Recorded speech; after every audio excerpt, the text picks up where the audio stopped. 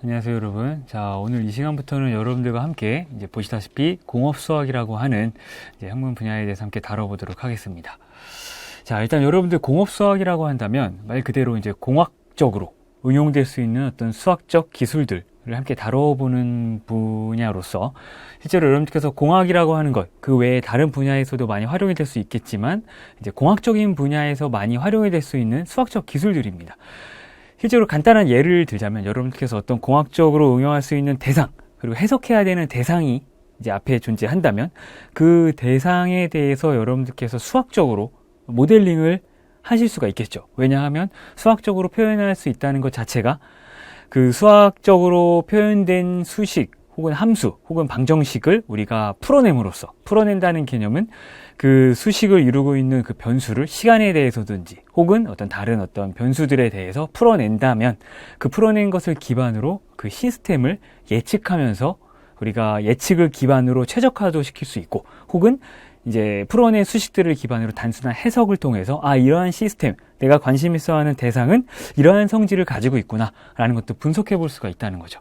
그러면 실제로 여러분들 이 공업 수학이라고 하는 것은 지금 제가 말씀드린 어떤 큰 흐름에 대해서 실제로 뭐 수학적인 모델링, 가장 먼저는 일단 여러분들께서 관심 있어 하시는 대상이 필요하겠고, 그 대상에 대한 수학적 모델링, 그리고 그 수학적 모델링을 기반으로 그 수학적 수식들을 풀어내는 과정, 그리고 그 이후에는 풀어낸 수식을 이용해서 이제 예측을 하거나 아니면 예측 기반으로 최적화 설계를 하시거나 아니면 단순한 해석들을 진행하는 이제 큰 흐름 내에서 수학적 모델링과 그리고 모델링 된 것을 기반으로 수식을 풀어내는 그런 과정을 다루는 학문이라고 보셔도 이제 큰 무리는 없으실 겁니다. 자, 그래서 여러분들 오늘 저와 함께 이제 공업수학 이제 1강을 함께 시작을 하실 것인데요. 이제 1강은 이러한 구성으로 되어 있습니다. 자, 일단 이제 공업수학 서론.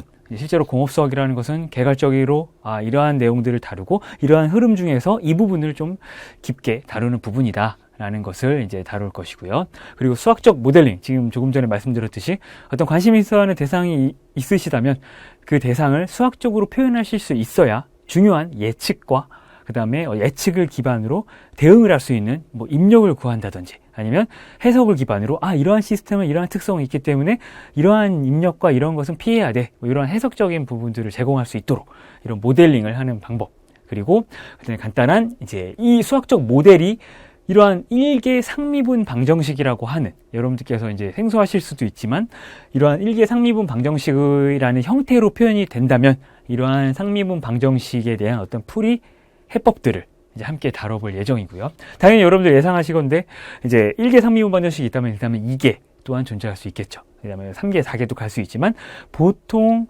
이제 우리가 공학적으로 다루는, 공업적으로 관심 있어 하는 대상들은 자연현상을 다루고 있는 대상들이 많이 있고 기계 시스템 혹은 뭐 또 전자 시스템 이런 것들이 많이 있는데 보통은 여러분들 아시겠지만 2개 미분 방정식의 형태로 대부분 많이 표현이 됩니다. 왜냐하면 간단한 예를 들어보시면 여러분들 이제 F equals ma라고 했을 때 이 가속도라고 하는 것 자체는 여러분들 이제 뭐 변이가 있을 때 변이의 닷은 속도이고 그 다음에 변이의 to 닷, 두 번 미분한 것은 가속도이죠. 그러면 힘에 대해서 가속도라고는 2개 미분이 들어가게 되고 그 다음에 이 힘을 조합함으로써 우리는 어떤 대상 시스템에 대한 그 수학적 모델링이 가능하게 되기 때문에 이제 극한적으로 본다면 역학 시스템인 거죠.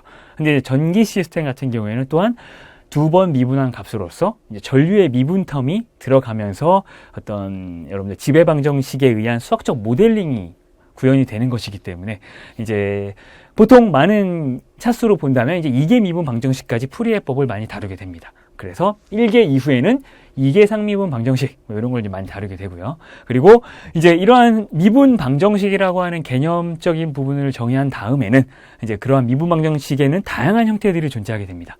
미분 방정식이 우리가 관심 있어 하는 대상 시스템 자체가 어떠한 성질을 가지고 어떠한 지배 방정식, 즉 어떠한 자연 법칙에 의해서 이제 구성이 되고 구현이 되고 있는지에 따라서 이제 여러 가지 형태를 가질 수가 있는데 그런 여러 가지 형태에 대해서 또 풀이해법이 다 존재하지 않겠습니까? 사람들이 또 수학적으로 많이 분석해 놓은 결과도 있고, 그러므로 그에 대한 뭐 변수 분리법 혹은 이제 완전 상미분 방정식의 형태 뭐 이런 식으로 풀어주는 것이 해법으로서 이제 제공이 되고, 그리고 선형 상미분 방정식, 상미분 방정식이지만 선형의 형태로 표현이 되는 그런 개념인 경우에는 이런 식으로 정리를 해준다. 뭐 이런 흐름으로 이제 정리를 하게 되는 것이죠. 그래서 여러분들께서 이제 공업 수학 서론에서 함께 다루겠지만 가장 중요한 이제 어떤 관심 있어 하는 대상이 있으시다면 그 대상을 수학적으로 모델링하는 과정, 그리고 그 모델링한 결과를 이제 결과 자체가 미분 방정식의 형태라는 것으로 표현이 될 수 있기 때문에 그러한 이제 미분 방정식 중에서도 1개, 이제 한 번 미분한 텀에 의해서 구현이 되는 수학적 수식인 거죠. 그러한 방정식들을 또 풀이하는 과정들에 대해서 함께 이제 차근차근 다뤄 나가 보도록 하겠습니다.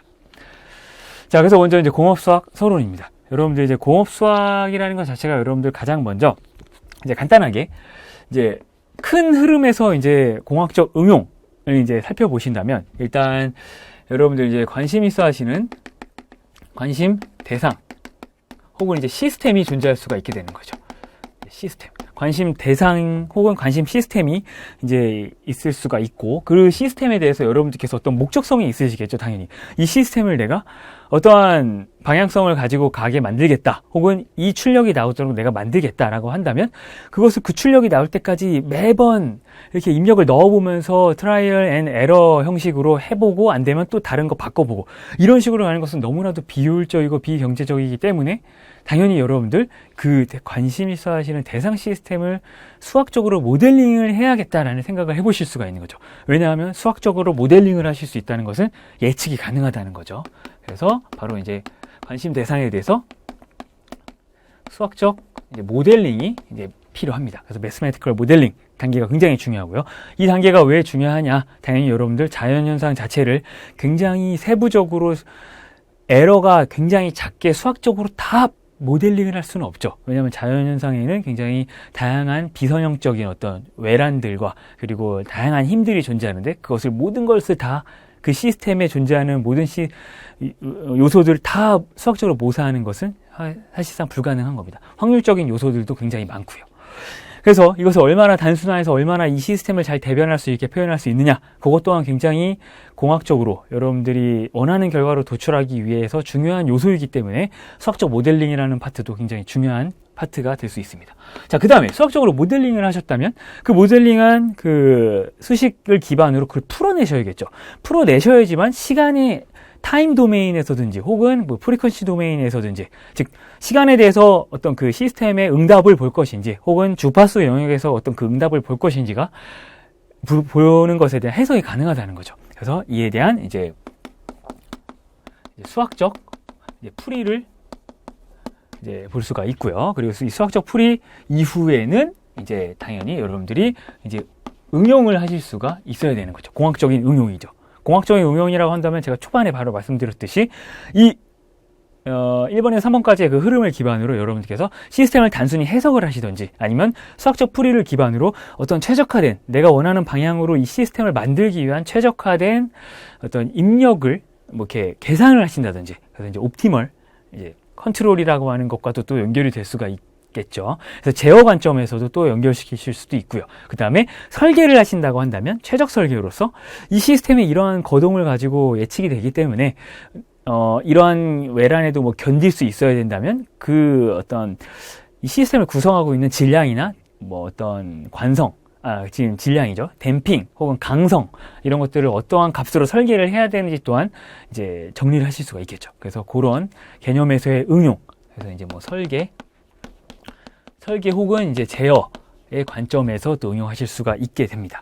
자, 그러므로 이러한 큰 흐름에서 여러분들이 공학적으로 다양한 물리 시스템 중에서 역학 시스템 혹은 전자기 시스템을 크게 두 가지로 나눠서 이제 미시세계의 어떤 역학 체계도 있지만 가장 크게 거시적인 역학 세계 그리고 전자기 시스템으로 두 가지를 나눠서 이제 이러한 흐름으로 많이들 이제 접근을 하시게 됩니다. 근데 그 중에서도 요 이제 두 번째와 이제 세 번째 이 항목이 여러분들이 이제 저와 함께 다룰 이제 공업 수학이라고 하는 이 학문 분야에서 이제 깊게 다루는 분야라고 볼 수가 있습니다. 그래서 수학적으로 모델링하는 이제 기본적인 간단한 방법, 그리고 그에 따른 이제 수학적 풀이. 물론 이 수학적 모델링보다는 이 수학적 풀이에 더 깊은 이제 깊이가 있는 분야인 이고요. 공업 수학은 이제 수학적 모델링은 저와 함께 이 어떤 공업 수학을 다루시면서 역학 파트와 전자기 파트 골고루 이제 다루면서 이 수학적 모델링과 풀이 방법까지 같이 연결지어 생각해 보도록 하겠습니다.